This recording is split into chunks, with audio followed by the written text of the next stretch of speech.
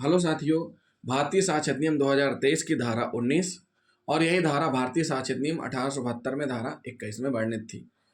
स्वीकृतियां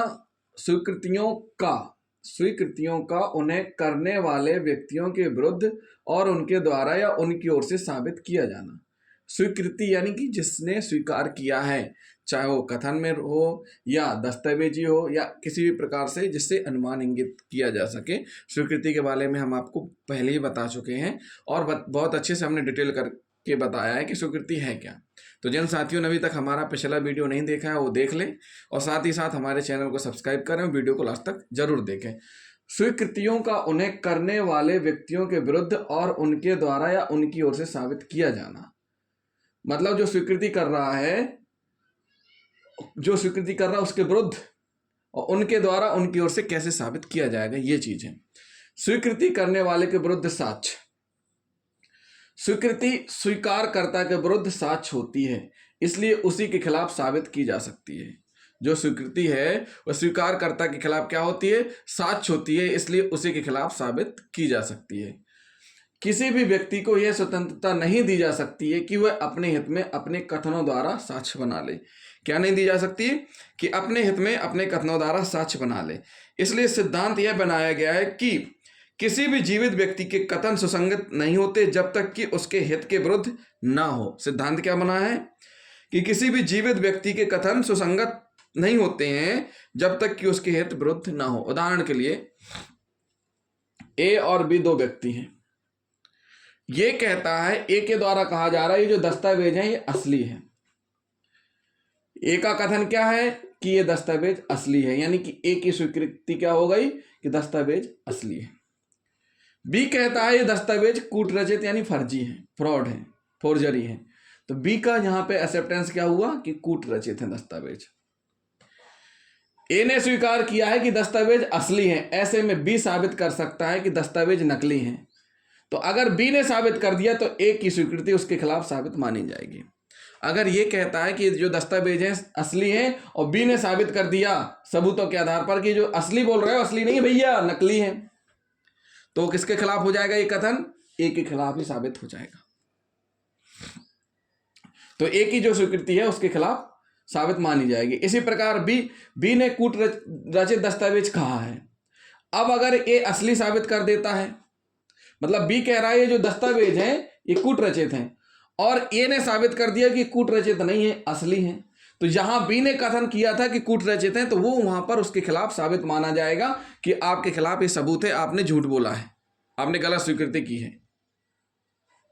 इसी प्रकार असली के लिए है तो सीधी सी बात है कि स्वयं का कथन स्वयं के हित में रख करके साक्ष्य के रूप में नहीं बना सकते, ऐसा नहीं किया जा सकता। सिद्धांत यह है कि स्वीकृति उस व्यक्ति के खिलाफ साबित की जा सकती है जिसने स्वीकृति की है और आवश्यक नहीं कि साबित करने के पूर्व उसे उसके स्वीकृति वाले कथन दिखाए जाएं। जरूरी नहीं है कि उसे उसके स्वीकृति वाले कथन दिखाए ही जाएं। अब बात करते हैं कौन स्वीकृति साबित कर सकता है।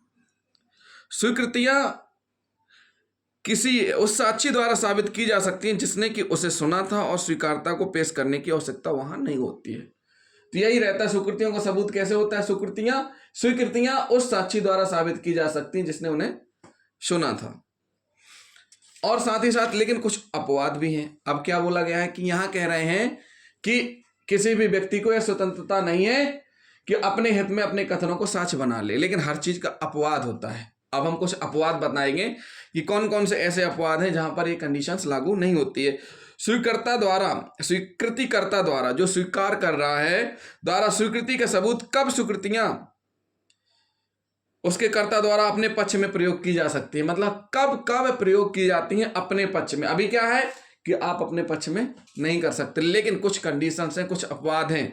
कौन कौन से हैं? मृत्यु के कारण के बारे में कथन या मृत्युकालिक कथन।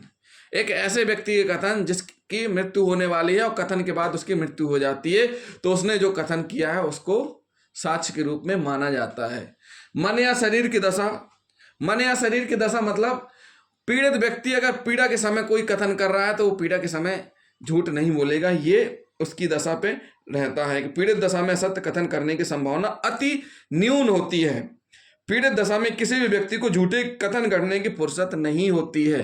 मन या शरीर की दशा में आ जाएगा। इसी प्रकार आचरण होता है। आचरण इस प्रकार का होना चाहिए जो बताए कि कथन के असत्य होने की संभावना नहीं है।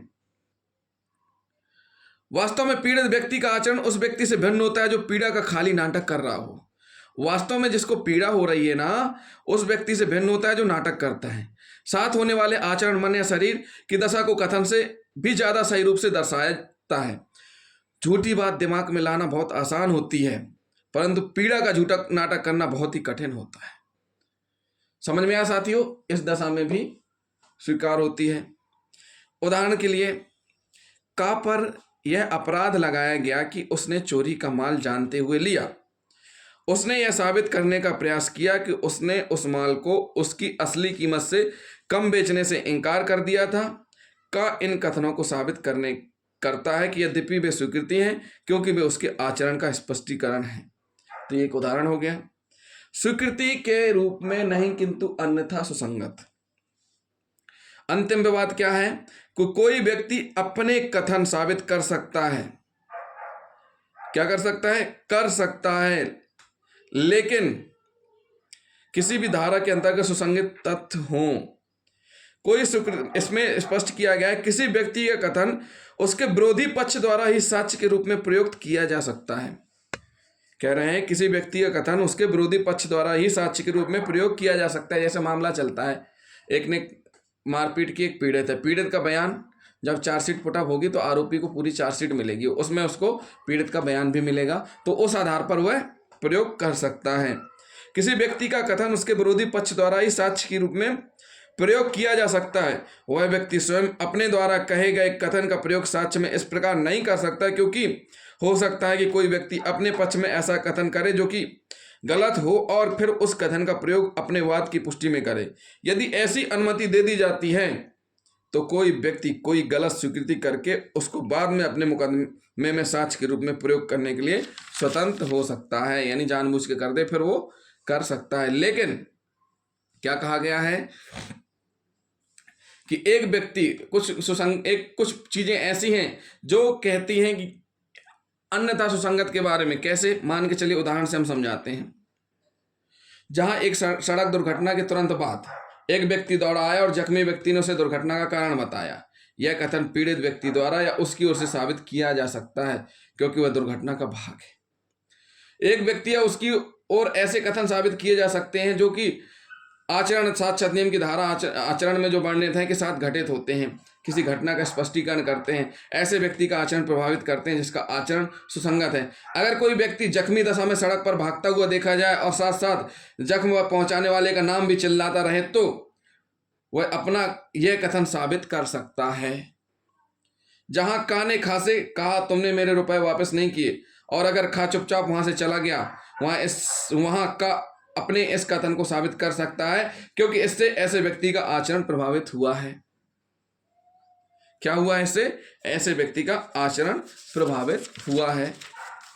स्वीकृतियां हमेशा खंडनीय होती हैं। क्या होती हैं? स्वीकृतियां हमेशा खंडनीय होती हैं, अर्थात हमेशा उस व्यक्ति को जो स्वीकृति करता है, जो स्वीकार करता है, यह विकल्प होता है कि वह दिखाए कि वे असत्य हैं और उन्हें भूल से किया गया है, अलावा उन केसों के जिनमें वे विबंध के रूप में लागू होती हैं, क्योंकि तब स्वीकृतिकर्ता को अपनी स्वीकृति को इनकार करने की अनुमति नहीं दी जा सकती। कुछ को छोड़ करके बाकी जगह वह अपनी स्वीकृतियों को बदल सकता है, कह सकता है कि भूल बस दे दी, या उनको सुधार सकता है, या कह सकते हैं कि ये जो खंडनीय है उनको काट सकता है।